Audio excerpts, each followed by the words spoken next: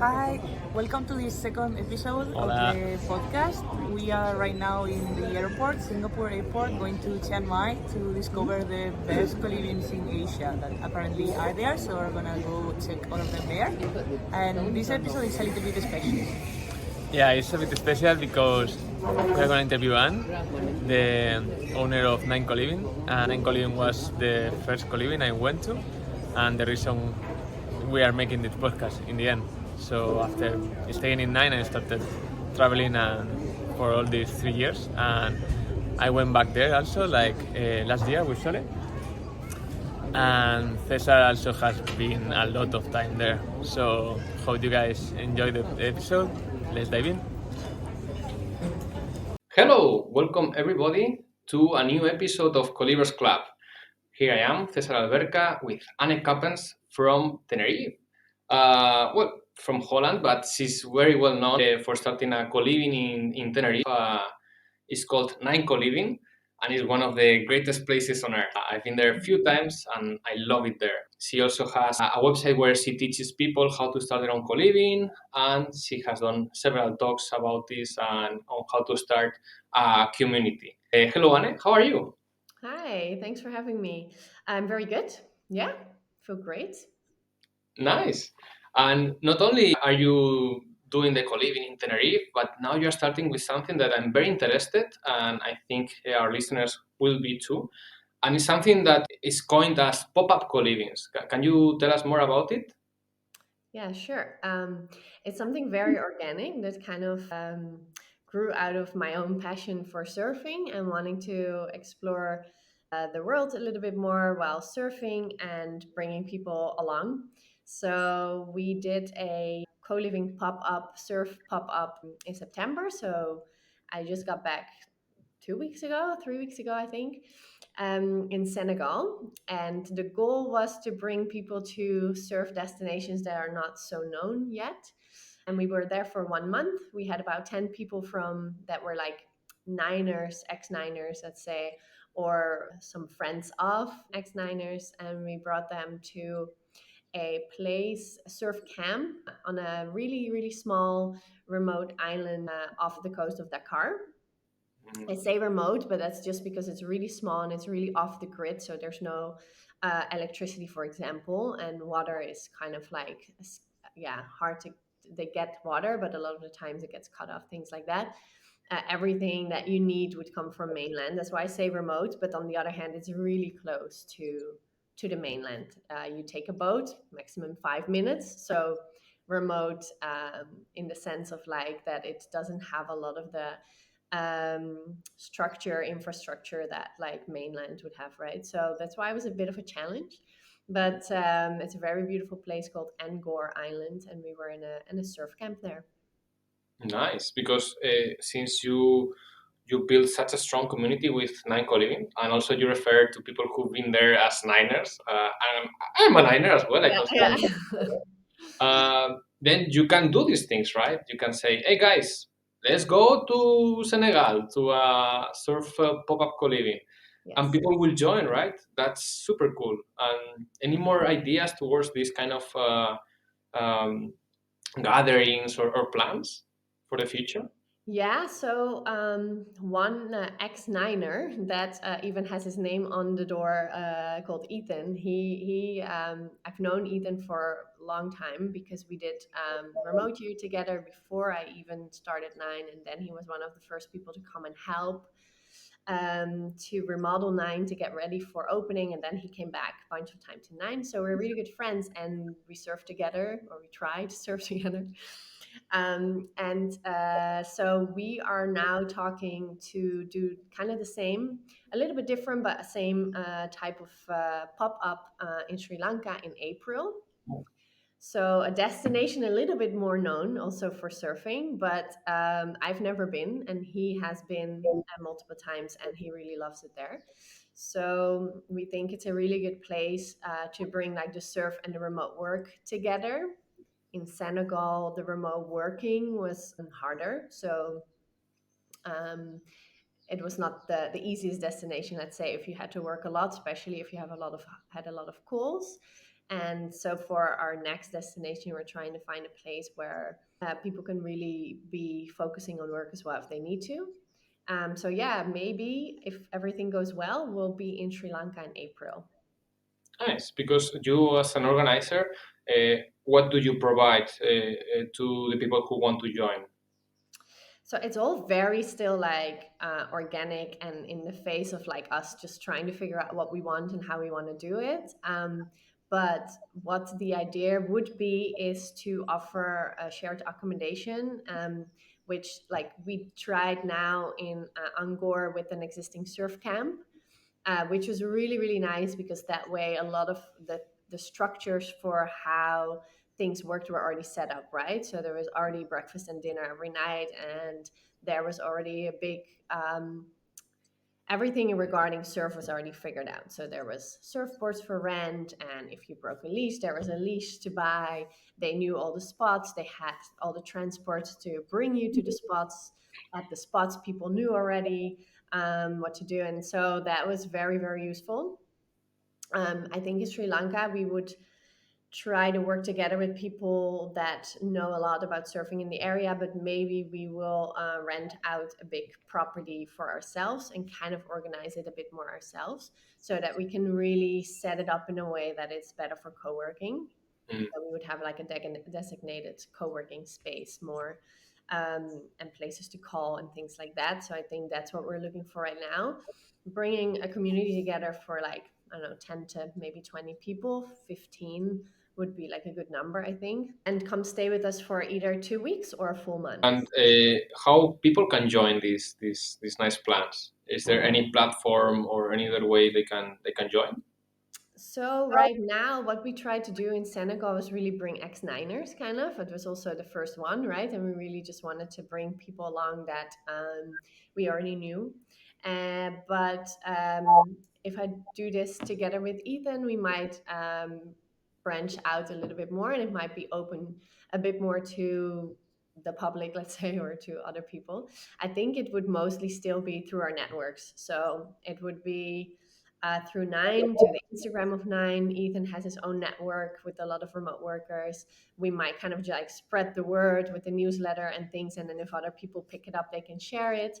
So I'm not sure if we're gonna post it somewhere really um, yet. I don't know. There might be options to do that, and I guess you know about these options a bit more as well. You can talk about that. Yeah, it would be great to share it maybe somewhere and then have people join. But the focus is really on the network that's already existing, right? So within kind of the network that we are building, that you guys are building, that Ethan has built, bring people together. Yeah. Yeah, because the Slack of Nine ex-Niners is like such a vibrant place where people post news or plans or things happening in Tenerife and also around the world. No, Yeah. sometimes I check it out and it's so cool to see so many people that I've met in Nine already. That's super cool. And I want to know also in the idea of the co-living, do you see this kind of like a network of co-livings that they offer this type of plans where this month you go here, this month you go there. So kind of like a pop-up co-living with a theme, no? In this case, surfing.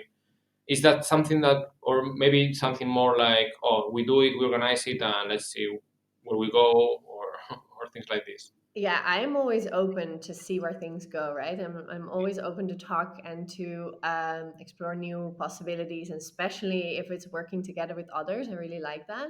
So that's, I guess, how Ethan and I also got together and started working on this together. So yeah, I'm super open to work with other co-livings as well. We have with a few co-livings at some point talked about a pop up and have more like a summer camp Yeah, that would be type of amazing. thing. But yeah, we've talked about it, and then it kind of, like got put back on the back burner, I guess, because it's a lot of work and a lot of organization. But it's definitely, it would be really cool, and I would be really up for doing it.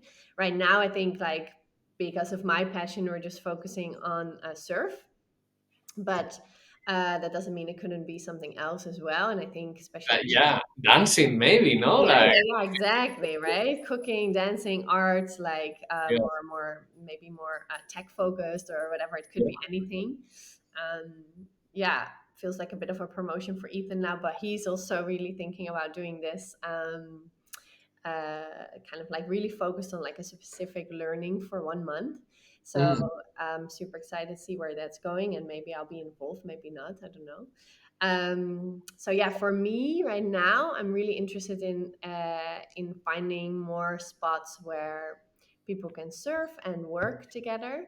mm. Um, and I prefer places where not a lot of people like that's not super known, let's say, in the world of surfing, right? So maybe not Bali in Portugal, but Sri Lanka, like Ghana is one of the places that I would love to go and surf. Yeah, but that's also more because I really like to experience those places. Cool. I've been surfing in a few occasions, but yeah, I think I need to practice a little bit more to be able to join these adventures, maybe.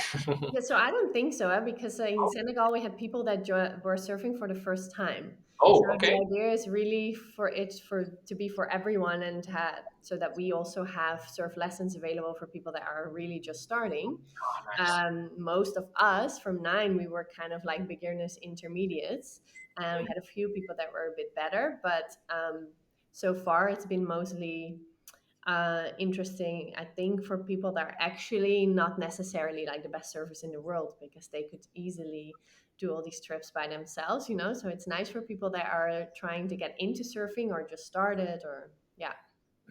I mean, I surf the web every day, but I don't think Yeah. it's related to that specifically. So, Yeah, exactly. okay, cool. Maybe for next time I join.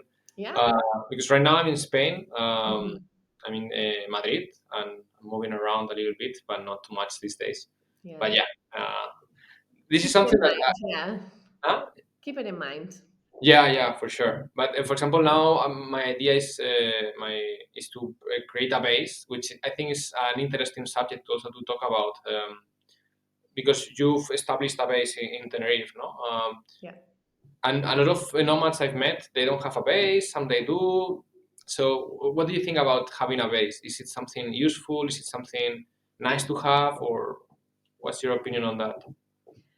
Yeah, I think it really depends on the person, and but in general, I think that most people that are fully remote, they like it for a period of time.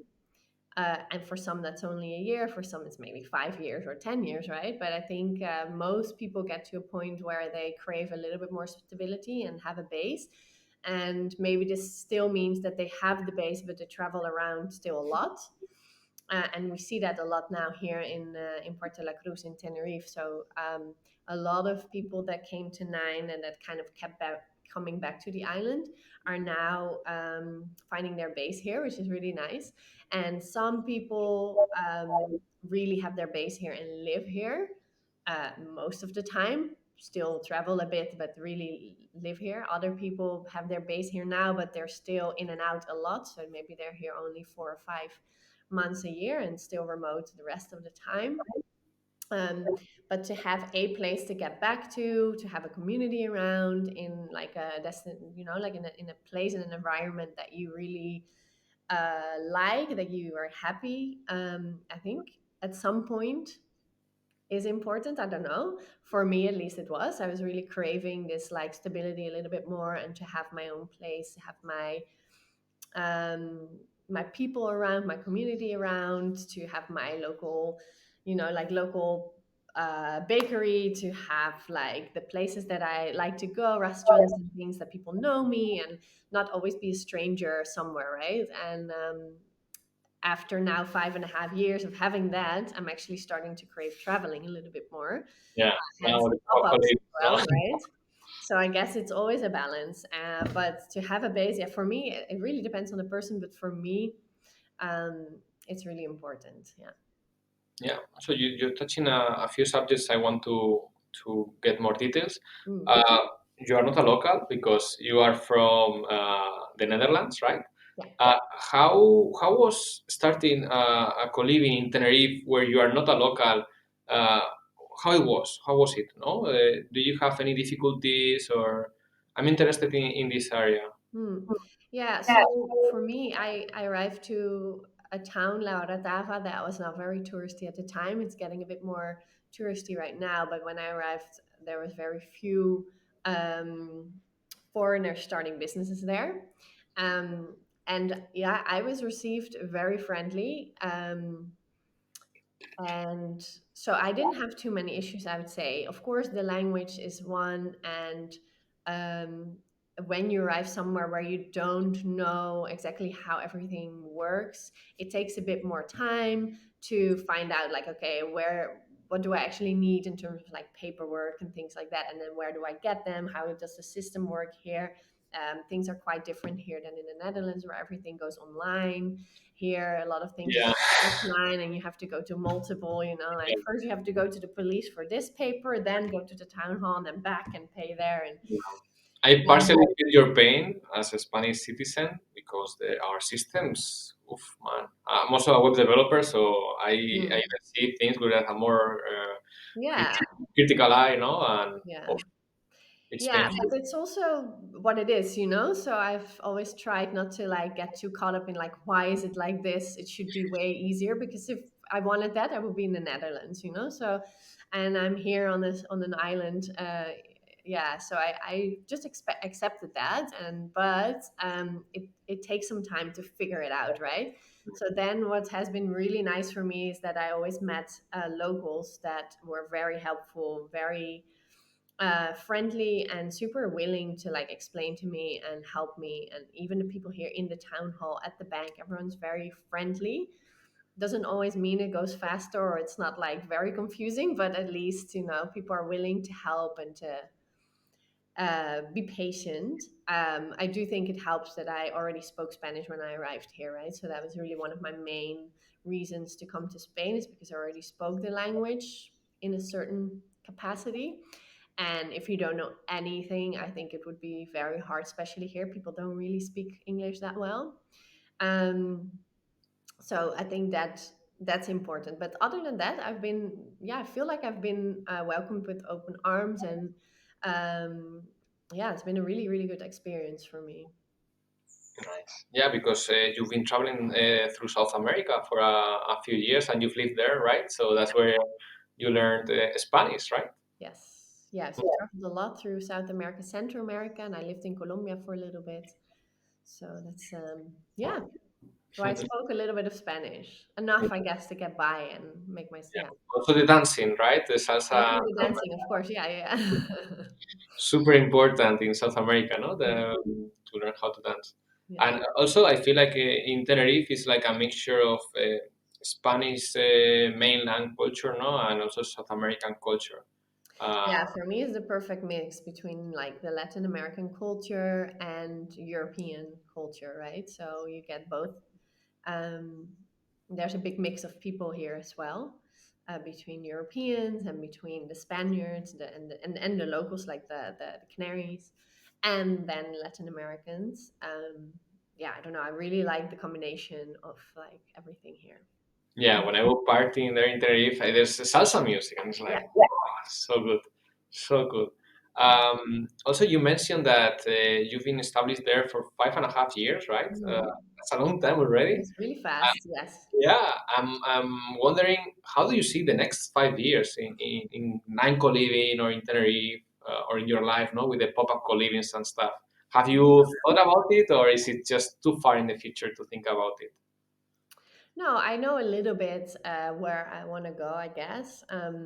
I'm always open to whatever, needs to come my way. I guess these pop-ups also just naturally kind of happened because I started to crave a bit more traveling and exploring some other surf spots. And for me, it just always makes sense. I don't know why I work like that, but to think of like, okay, but how do I make a business out of it, I guess, or like how do I bring all the Niners with me? Like that's just how my brain works a little bit.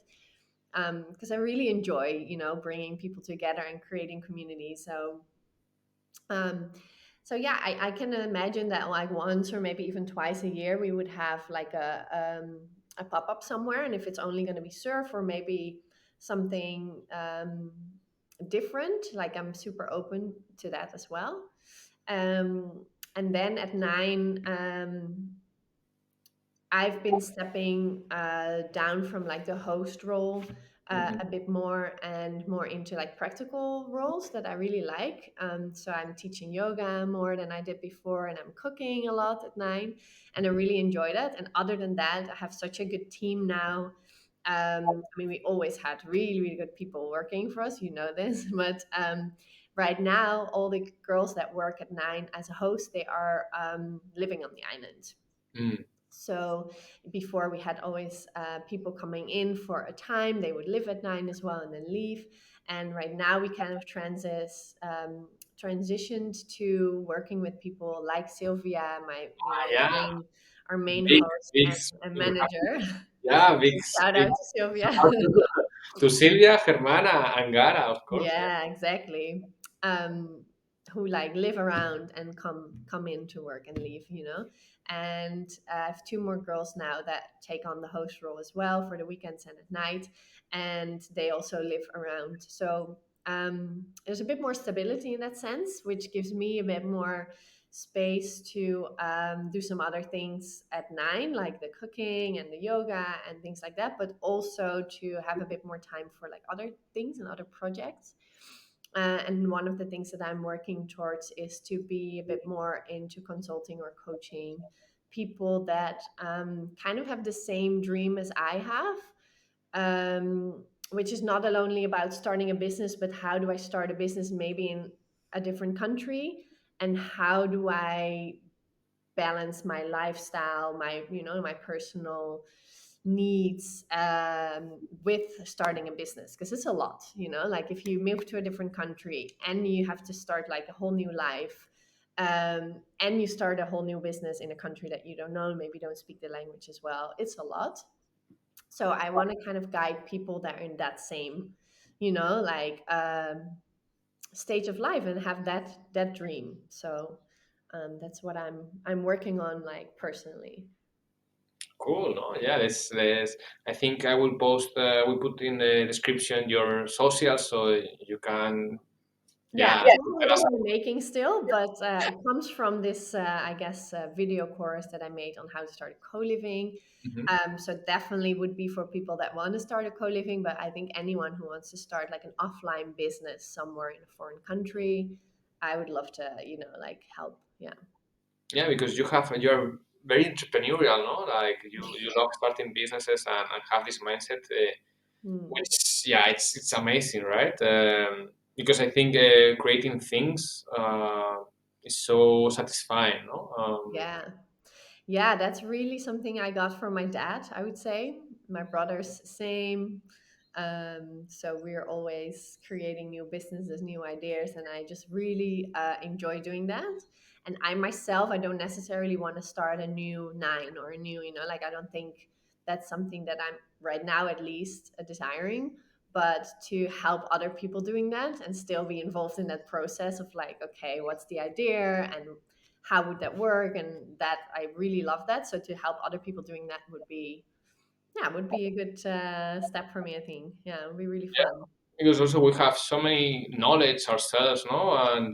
And we've already have so many things that we can teach and share others, and why not make a business out of it, Yeah, no? and there's always a lot of people at Nine that say they want to start a co-living, so those people I would like to help, and then anyone who kind of wants to start something related to, like I said, an offline business on in a different destination than home.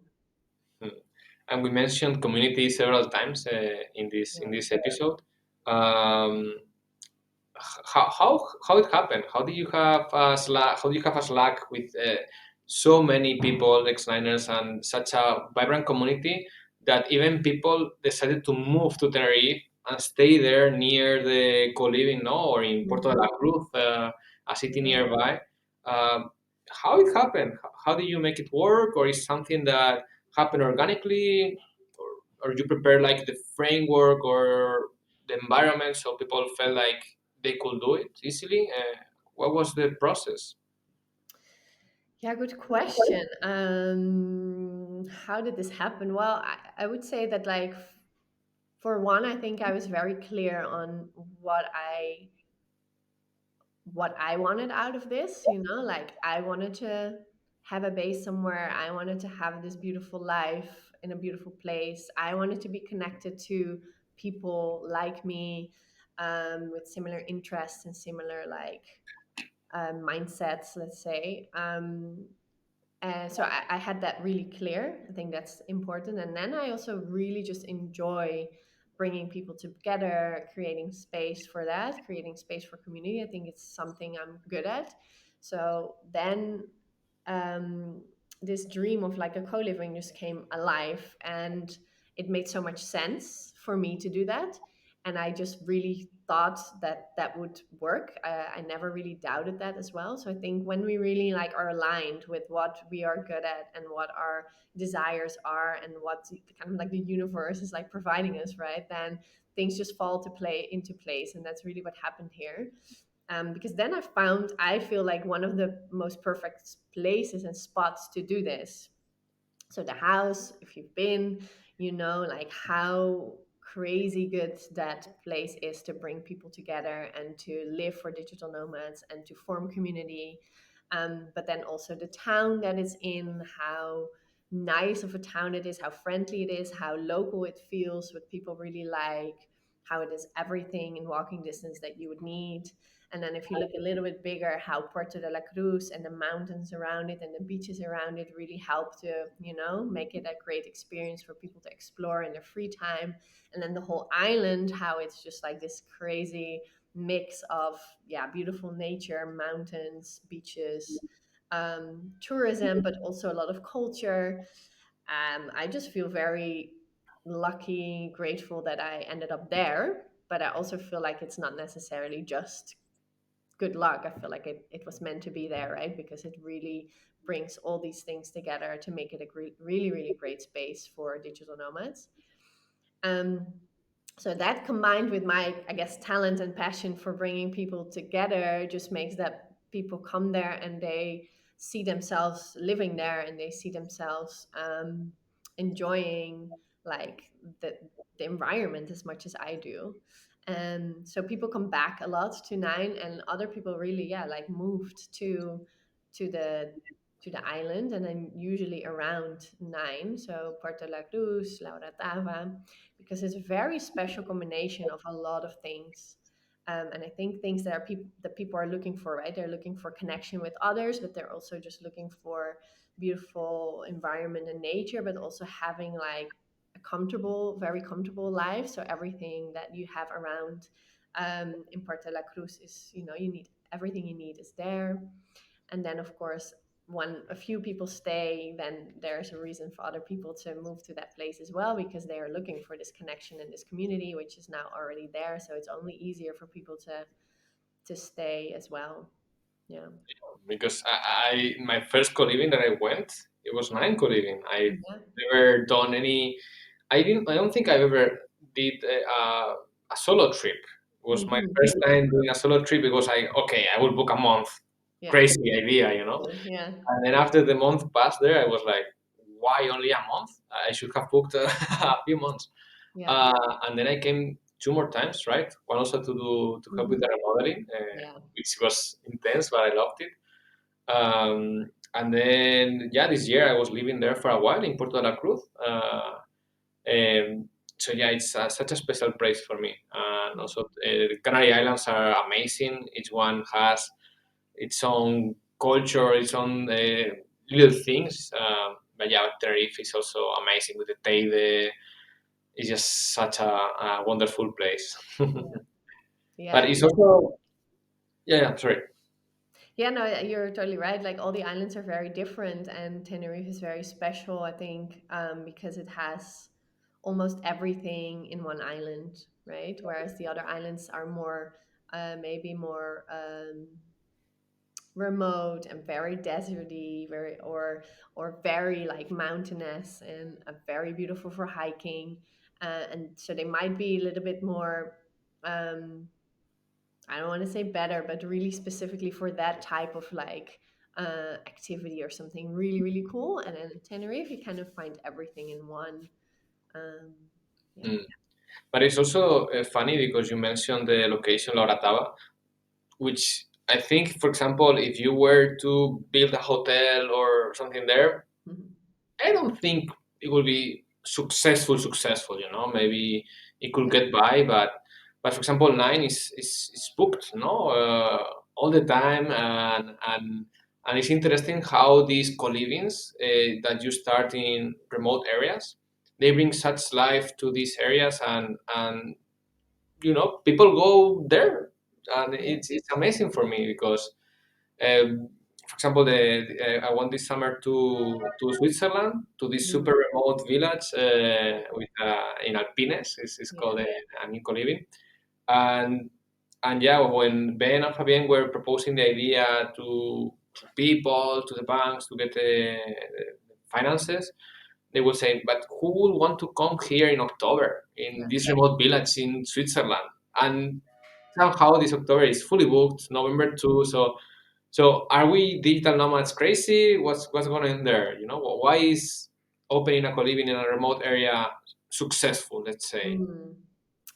I think that digital nomads and remote workers are looking for something more authentic. So they are looking for something that's actually the opposite of tourists, right? So if you can show that what you are is not a touristy destination, they're already more interested, I think. And then second of all, I think they're just really looking to connect to other people. So if you build a place that brings multiple people together, no matter where it is, people will be interested in going because they know they're gonna meet other remote workers and digital nomads that have the same interests. For example, this town in Switzerland, I haven't been. I've seen the pictures. It looks amazing. The nature there. I mean, people, of course, wanna be there, right? And if you then know that that's this very special area where actually not a lot of tourists come, it makes it actually special. And then if you know you're gonna be there with a bunch of like-minded, let's say, digital nomads, remote workers, like that's a win. So I think it's actually the less touristy, the more interesting it seems to a digital nomad, maybe. And that's also because digital nomads, especially if you're fully remote and you have this lifestyle like all year round, um, your options are limitless, right? Because you don't have these only 2 weeks a year to spend. You have limitless time to explore the world. So you're also more likely to be open to destinations that other people maybe wouldn't look at because you don't have to pick. You don't have to choose one or the other. You can do all of it.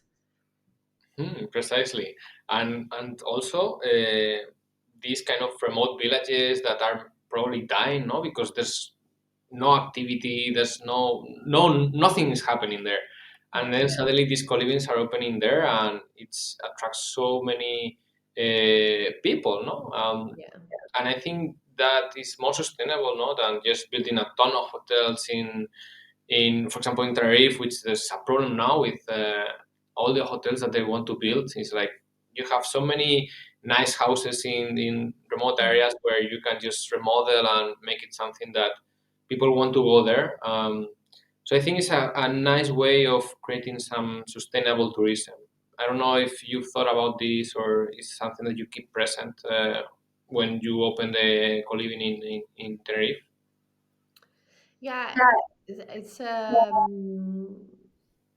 this is a difficult one because I think there's just a really big difference between digital nomads and remote workers and tourists, right? So I don't think catering to tourists I could do the same way that I do to digital nomads and remote workers. So I don't think Nine, like the building we have, would be suitable for your average tourist. It works Mm. because people are willing to live together and to share spaces and to build connections between them. And yeah, your average tourist is, yeah, I'm not sure if Nine would make them happy. Um, so you will still need hotels and things like that if if if we want to cater to tourism, right? um but yeah, I do agree that it's a very sustainable way of traveling and of living together and of um exploring the world. I just think that we don't have maybe we shouldn't look at it as tourism. um you know, Like living, right? Because because we come with very different needs out of the experience, and therefore we need different things, and sharing a house, for example, is one of them. That's actually a plus for a digital nomad, where for someone who's just coming on a holiday, it might not be a plus. And, yeah. Mm. But I feel like they might be missing out a little bit in the sense that I've always done this, no, where I will go to hotels Oh or with yeah. my friends, things like this, right? Yeah. And then But the if truth I is as knew, well, like if you're a digital nomad and you have this lifestyle, um, it's hard to put yourself in the shoes, I think, of someone who's working in an office all year round and just wants 2 weeks with the family, really mm, disconnecting and just be by themselves, or like you want different things. And I think true, true. it's definitely less sustainable, 100%. But I think it's just different needs, different, yeah. Mm. So Yeah, but I mean, if I was to have a holiday in another country, I would have loved to have this opportunity of, okay, I'm going to, let's say, a hotel slash co-living, where I will also know the other guests, no? Yeah, not for staying there a long time or for yeah, working, let's say, but yeah, so you meet with people and interact. yeah, But yeah, I guess some people might like this, some people might not. So yeah, yeah, it's hard to it say. I depends. would also personally love that, but maybe we're biased, right? Because we know. Nice. And I also wanted to ask because I think I've done some research for this interview, and I stumbled upon yeah, that you studied animal husbandry, Yeah, true. Yeah, and now you are doing like co-livings and community, and uh, what happened? yeah, good question. Life happened. I always wanted to work with horses, and so I did business school for like yeah, anyone who wanted to work in the field of agriculture and farming, let's say, and animals. And then I transitioned to becoming a biology teacher. So actually, my first job, my first career was as a biology teacher in high school in the Netherlands. Yeah, and then and I liked it. I really loved it actually, and I sometimes still think about teaching. But the job I had at the moment was a replacement for someone who was sick, and after 2 years they came back, and then I started traveling. And actually, from traveling, I feel like it's really changed my perspective on what I really wanted and where I really wanted to be, especially as well, um, and what I wanted from my life outside of work, right? So teaching is something that I really like to do. But I really wanted to be in a place where there was more nature and when I was more outside and where the culture was a bit different than the culture in the Netherlands. I think the Spanish and Latin American culture suits me way better than the Dutch culture, even though the Netherlands is a great country. But just for me personally, I feel way more connected here.